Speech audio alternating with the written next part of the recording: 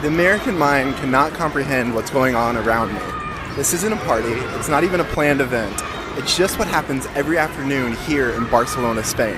After school and work, people come out to squares like this to hang out, get work done while their kids play with friends, socialize, interact with acquaintances or true friends and neighbors, and there's a huge social and economic benefit to that. Now the square I was at is right here behind me, but just a block away, through that passageway, is another square. Let's go there.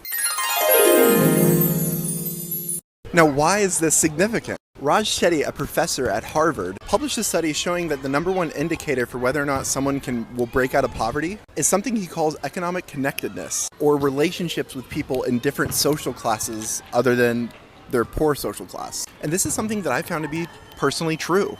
It was my rich friends' parents who asked me about the SATs and whether or not I was studying for them, or what college I thought I was going to, and helped me become more future-oriented. Now in America, we have a loneliness epidemic, and part of it is due to our built environment. You see, these public squares are an example of what some people call third places. They're not work, your first place, they're not home, your second place, but they're a third place where you interact with acquaintances and friends. In America, these third places are dwindling as religion and church is having less a significant impact in Americans' lives, but also third places are disappearing because of zoning laws, which keep separating the different types of activity that you have in a city to the point of every activity has to be intentionally planned.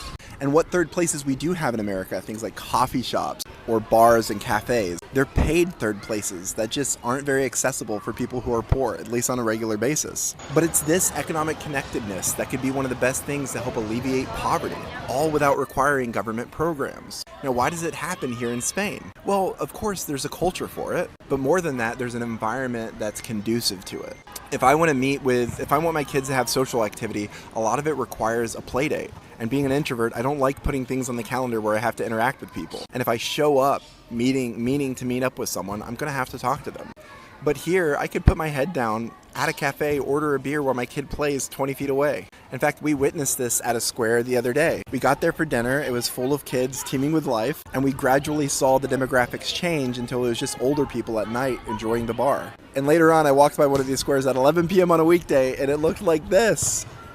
Social capital, or the interconnected relationships society has, is built on chance encounters, running into people in a moment, not having to plan every outing and get together. And if your suburb neighborhood has this is great, but it's the exception, not the rule. And it's not enough to live in an urban environment. You can still be lonely there too. It has to be an environment built around humans connecting to other humans. Even transit in this type of city is one in which you'll run into people. So yeah, there's a loneliness epidemic, but other places are doing better, and we could too.